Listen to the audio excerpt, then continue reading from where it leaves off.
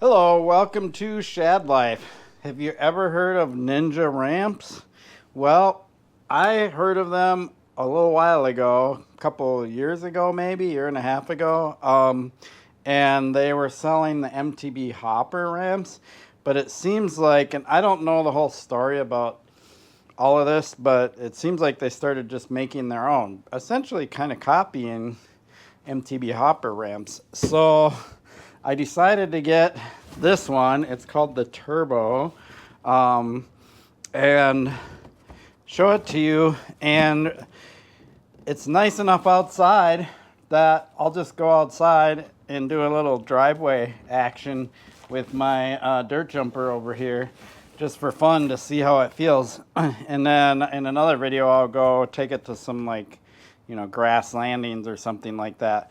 But the box is pretty neat, and it's actually not in here. I already took it out of the box, but I did want to show you.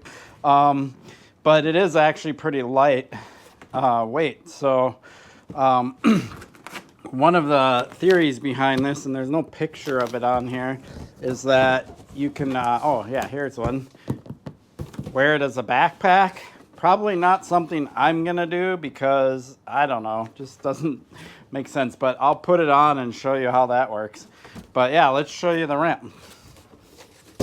So this is essentially it. It's pretty small. It's just made to be a little kicker. They do claim you can use skateboards and smaller wheel, they say RC cars or whatever, on it. And, it does seem like this is smooth enough, but it's pretty narrow. So if you did use a skateboard, if you were launching off of it, that's one thing. But if you were trying to do like turnarounds and stuff, I feel like that would be a little challenging. Such a narrow ramp. But it's got adjustable height, and it doesn't get very high, maybe just a little over a foot high.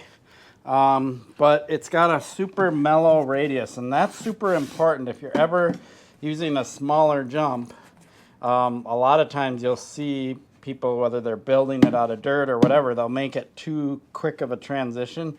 You really do need a mellow transition. So this will help you get a little bit of pop and learn how to pop. I would definitely say it's a beginner style ramp. And one thing people always ask me about these, because they're always like, well, they're so expensive, why don't you just build your own out of plywood or whatever, and whatever. Well, this is not plywood. Yes, I mean, technically it looks like plywood. It's the same type of construction, but they use different types of wood and they press them, and it's built more like how a skateboard is built than like typical plywood. You couldn't really make a skateboard out of plywood. I mean, you could, but it wouldn't last very long.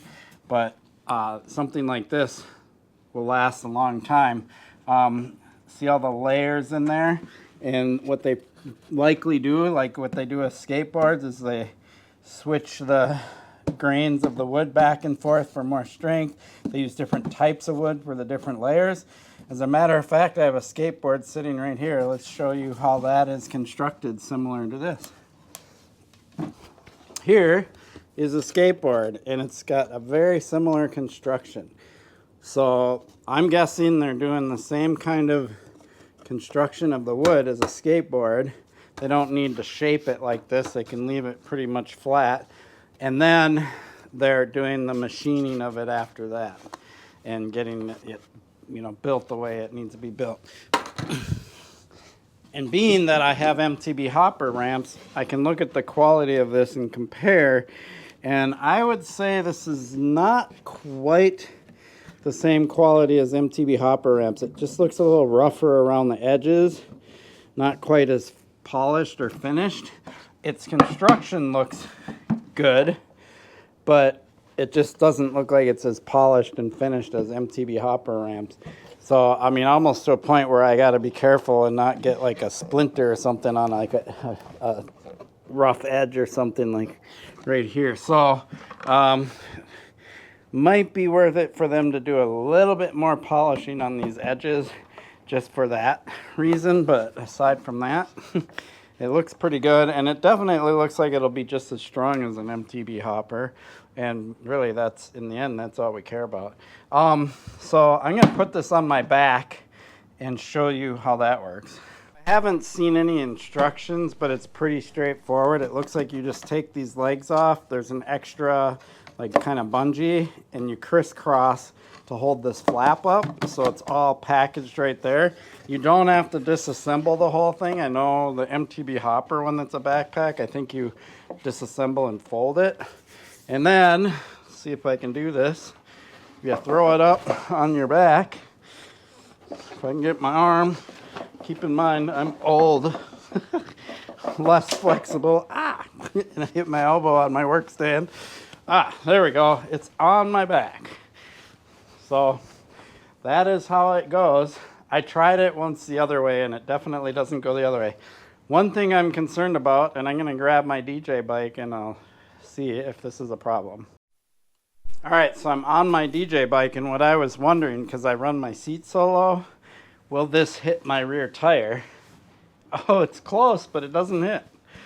So I could actually cruise around even with this bike, because this is the bike that I'm going to have this clearance issue with the most, because the seat's low and it's got 26-inch wheels, and it actually clears. So I'm pretty impressed with that. So yeah, if you were sessioning different spots and you wanted to cruise from one spot to the other, you could definitely do it having this on your back, riding with your buddies or something like that. I will definitely take it and find some spots and session some spots. On this bike, maybe I'll take the Swamp Master out and bring this with me, and we'll see. But let's go out in the driveway and see how this thing feels. I talked about the transition. So is it a good, like, beginner ramp to ride? Let's go see. All right, so I set it up. Let's go hit it.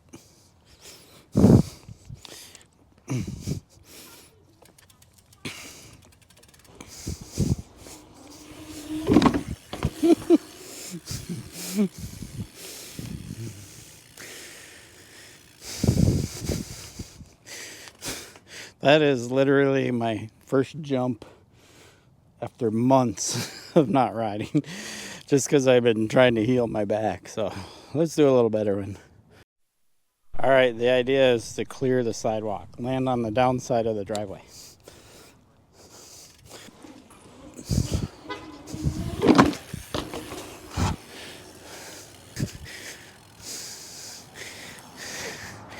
That was a little better. Baby shark helmet. They're ready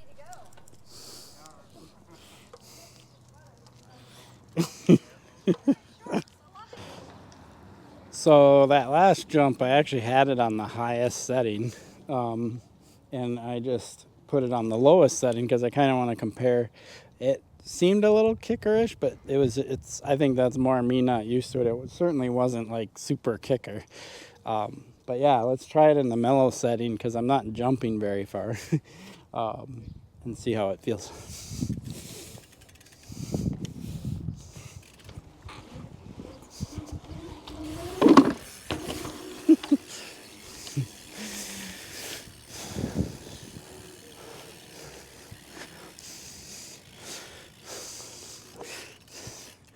I actually like it in the higher setting.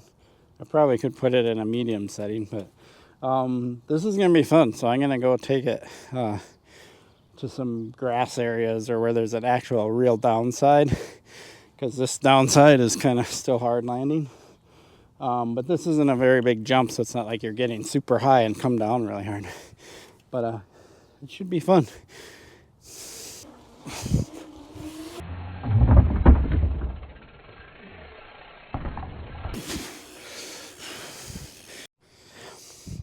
So there it is outside, a little closer look at it.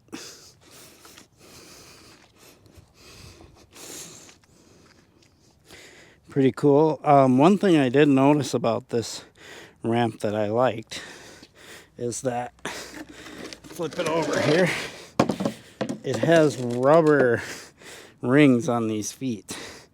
I don't know how long they'll last. Hopefully a while. They look like they're just kind of almost like stapled on there somehow. I don't know, but the rubber feet make a big difference.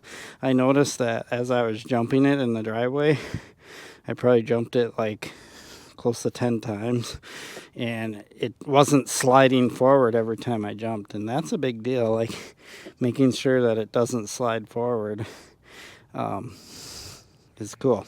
So this is something that the MTB Hopper Ramps don't have, so I kind of like that little rubber little traction on there. In grass and dirt and stuff, it isn't really gonna matter, but it definitely makes a difference on the pavement. So there you have it, the Ninja Turbo Ramp, and there's their website. Don't even need to put it in the comments. I appreciate your support for my channel. Please like and subscribe. Peace.